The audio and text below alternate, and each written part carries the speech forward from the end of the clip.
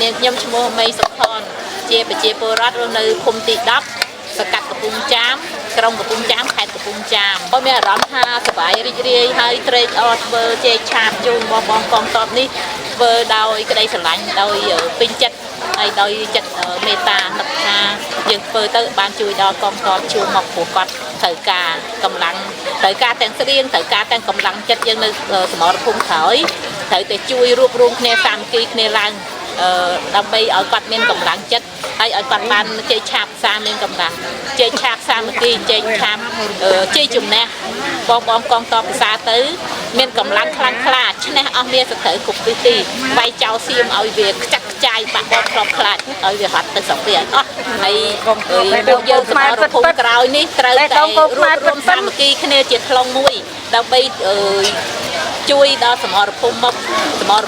គាត់ដូចជាសាច់សោះគ្រាមសោះយើងខាងក្រោយនេះត្រូវតែរួមកម្លាំងសាមគ្គីគ្នាជួយជាស្បៀងជួយជាអីដែលយើងអាចធ្វើបានជួយដល់បងកងទ័ពយើងដើម្បីប្រទេសជាតិយើងបានសុខសន្តិភាពប្រទេសសៀមតែជាប្រទេសមានអំណាចមានលុយកាក់មានស្អីសពបែបយ៉ាងហេតុអីមកឈ្លានពានប្រទេសខ្ញុំដែលជាប្រទេសក្រីក្រប្រទេសខ្ញុំត្រូវការតែសន្តិភាពអត់មានត្រូវការឆ្លោះជាមួយអ្នកឯងទេអ្នកឯងប្រទេសអ្នកមានហើយអ្នកឯងមកចង់បានទឹកដីប្រទេសកម្ពុជាជាប្រទេសក្រីក្រអ្នកឯងអ្នកមានថោកទាបប្រទេសអ្នកឯងថោកទាបណាស់ពួកយើងទាំងអស់គ្នាជាសមរភូមិក្រោយនេះសូម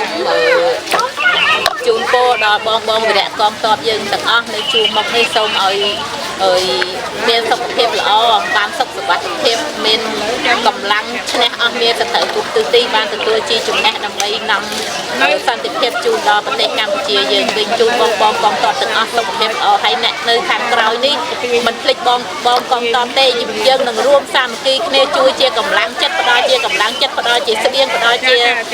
គ្រឿងឧបភោគបរិភោគ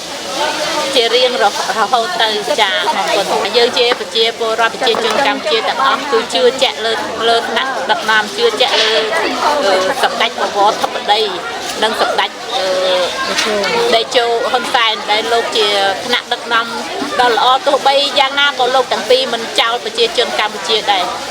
មានតុករួមតុកមានសុខរួមសុខលោកទាំងពីរជាថ្នាក់ដឹកនាំដ៏ល្អរបស់ប្រជាជនខ្មែរជឿជាក់លើថ្នាក់ដឹកនាំរបស់យើង